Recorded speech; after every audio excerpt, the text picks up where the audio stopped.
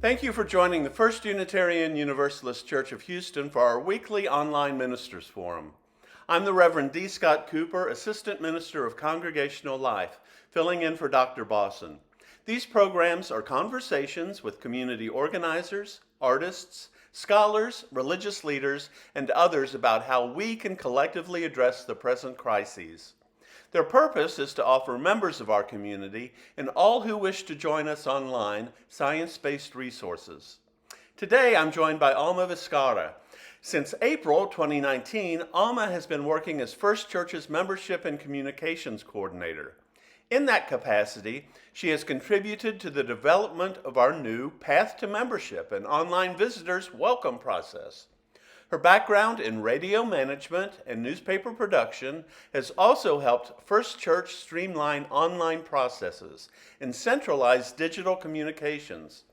As a professional translator, she has also helped produce our Spanish language service and social justice videos.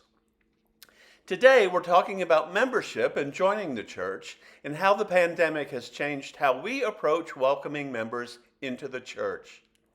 For those of you who are with us on the Ministers Forum for the first time, let me say a few words about Unitarian Universalism. We are a religious tradition that celebrates the possibility of goodness within each human heart, the transformative power of love, and the clarifying force of reason. We believe that we need not think alike to love alike. We hope that you find these forums a source of connection, hope, and clarity. Alma, thank you so much for joining us. Thank you so much, Reverend Scott, for this opportunity. It's really wonderful to be able to talk to people about becoming part of this religious community, and I'm really glad that I'm part of it as well. Oh, and we're very glad that you're part of it. Certainly, we're excited about that.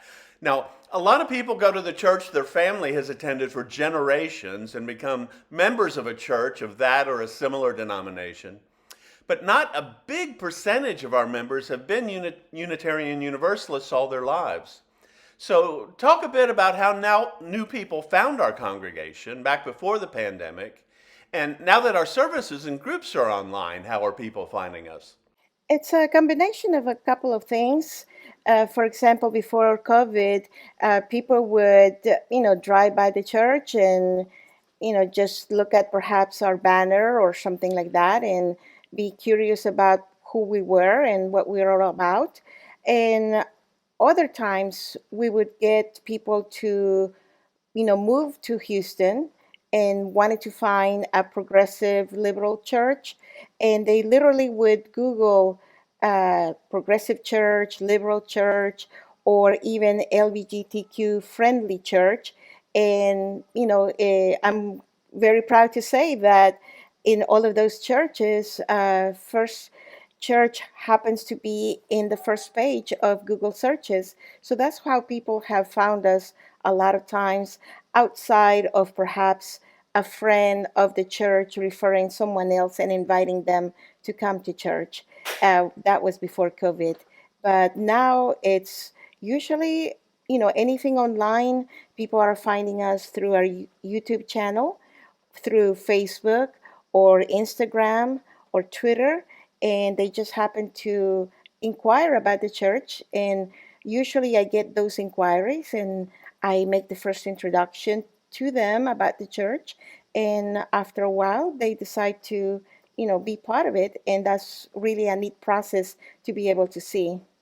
Years ago, I discovered the Belief-O-Matic on BeliefNet.com, and they have a quiz with 25 multiple choice questions that people can take to discover which faith tradition has beliefs that most align with their beliefs. Now, I've talked to people who took the quiz and discovered that they were Unitarian Universalists without ever having heard of Unitarian Universalism. Mm. No, I was not aware of that. However, now that you mention it, is very interesting because we had a recent inquiry by a young lady who, just saw one of our banners, and she loved the fact that we were, saying that Black Lives Matter, and she feels so strongly about that as well that she decided to not only inquire about the church, but also start the process of membership. Certainly, there are people who find out about our work in social justice issues and then want to know more about our church because of that. I've heard more than one person say that after they've learned about us, that they've been a UU all their life and didn't realize it. Yes, yes. I think several of us can relate to that. People who express interest in joining the congregation have what we call a path to membership. It's, of course, changed a little now that we're essentially online, but it has four main components. So please describe the path to membership for those watching. Certainly, we have four steps for the online membership process. Number one is completing an online new member profile, which is sent to the members via email so that everything is done online. The number two is submitting a pledge of record, which each member determines what pledge they would like to make to contribute to the church, and we do send them a guideline from the UUA, that's the Unitarian Universalist Association, as far as guidelines for pledges. And number three is attending a Zoom meeting of membership.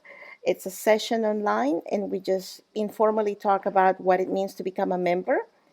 And the number fourth is attending a one-on-one meeting via Zoom or through a phone call with one of the ministers.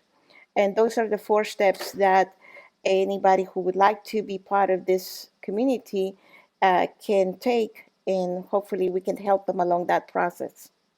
To expand on some of these, we want people to meet one on one with the ministers so we can put names with faces and so we'll know more about those who are becoming members of our community.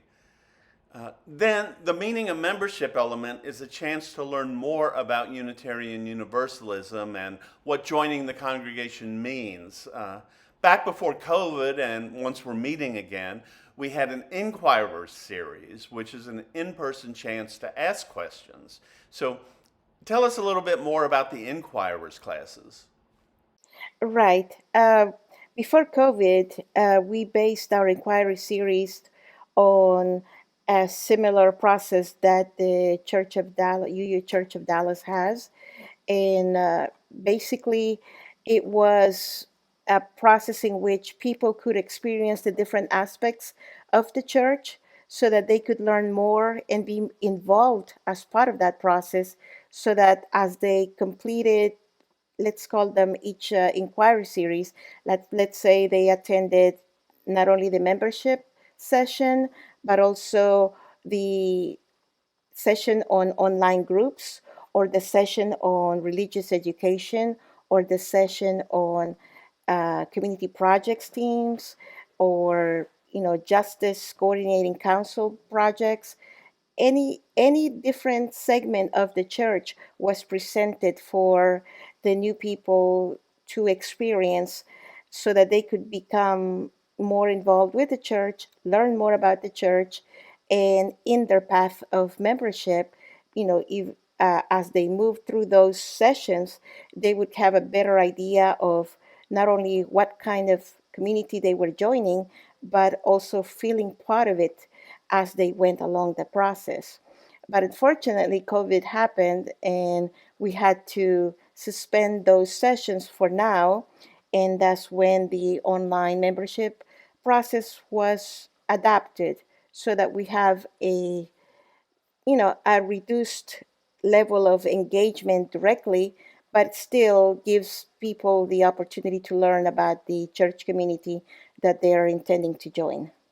Right, they were a great way to learn about all the things going on at church, and there's still a great deal of stuff going on at church. It's just that it's going on mostly on Zoom and over YouTube and that type of thing. So there's a world of things to get involved in, and that's one of the things we ask new members to do is become involved in some of the groups and do some volunteer work. We want you to give not only some of your time and talents, but also, as we said, submit a pledge of record, which is just a way of showing us you're becoming totally involved and committed to this new community. It's not like we're asking for a certain amount of money, but we definitely believe that people have a bigger investment in things that they're totally pledged to, both with their time and their money. So that's one of the reasons that we ask for that as well as your time. Right. Yeah, definitely. And it's really good to see that process in people whose path in path to membership from their standpoint can be at different levels, because some people are perhaps just first time experiencing or learning about Unitarian Universalism, and they want to learn more, and they joined in the sense of coming to the community online, and in that process of eventually becoming a member. But some other people attend the membership 101 session and they are ready to join because they have had a longer path in which they have experienced Unitarian Universalism before then. So we have different levels of, I guess, of a path that someone started, and perhaps some are ready and others are just exploring. And we really welcome everybody, because we're here to help them explore that path that they're developing for themselves. And then, of course, the first thing that you talked about was the new member profile. We just need to get contact information and all that sort of thing from people so that we know how to hopefully email you and phone you and uh, get the names of everyone in your family, because we do have programs for the entire family, religious education programs for the kids, as well as lots of things for the adults. Yes, and it gives us uh, let's say, a very complete picture of what the new members' interests are, as well as talents that they may want to contribute to the church. And that way we are able to better connect them also with the online groups that they're interested in, and hope for a more cohesive path for them, so that it's not confusing, or they don't feel like they're getting engaged as much as they would like to be engaged. But we do respect what their preferences are, in the sense of trying to help them get those connections made. Definitely. I think that's one of the most important things about a faith community, not just ours, but lots of faith communities, are those connections that get made with the friends and the fellow members there. Uh, Especially during COVID, people have realized how important those connections have been, because we're not able to see people in person as much, or give them a hug, or sit next to them in the pew. Yeah, and it's a challenge for now, to be able to you know, get that warm feeling of welcome that we would normally give, since we're not meeting in person. But we do hope that by trying to better communicate with everybody who's interested about membership, that we're doing our best to convey that warmth of community to them, since we cannot have it in person physically at the church or either of the campuses. But we do try to make them feel welcome, because this is the type of community that we are. I was going to ask you, and I think I skipped over it, that some people get very excited about joining the church and want to join quickly after they find us. They warm up to us so quickly. But other people remain friends of the church, and sometimes they even pledge for years without actually becoming a member. So, what are some reasons why people should consider joining the church? The thing I always say when people ask is, uh, I've heard it compared to the difference between kind of inviting people over to your house for dinner, or going out to the theater or a restaurant for dinner. If you go out to the theater, you may be sitting there in the same space with other people, but you really have no ownership in how those people are doing, or if they're going to have a good time, or is even there. But if they're coming over to your house, you take ownership that they're there and you want to know who they are and be friends with them and make sure that they're having a good time. So once you become a member of the church, you can kind of take ownership and make sure the other people there are really getting out of it what they're coming there to get out of it. So there, there's lots of reasons like that to join the church. What are some other reasons that you've thought of? Yes, there are a couple of reasons that I can think of as to why someone would want to join the church. And, the first one would be so that they can have a voice in the process, a voice that guides the direction that the church is going to have, not just in the short term, but in the long term. Just like, we had a voice during these past presidential elections with our vote. In the same sense, we would be voting as church members on the direction that we want the church to have in the future. And I believe that's very important as, we become part of this community. And secondly, I also think that it's important as we become engaged with the church and we want to become a leader of the church, then by being a member, we're able to lead any of the church groups that have been established, or perhaps we have a new passion and perhaps the church hasn't been able to start on that passion, and we want to be leaders and start a new group. That is also a possibility if we are members of the church. And so those are the two reasons that I can think of that are key in, someone deciding, yes, I want to be part of this community, and yes, I want to, be part of the process of determining what the future of this community will be. Those are all great points, and I'm glad you brought up how important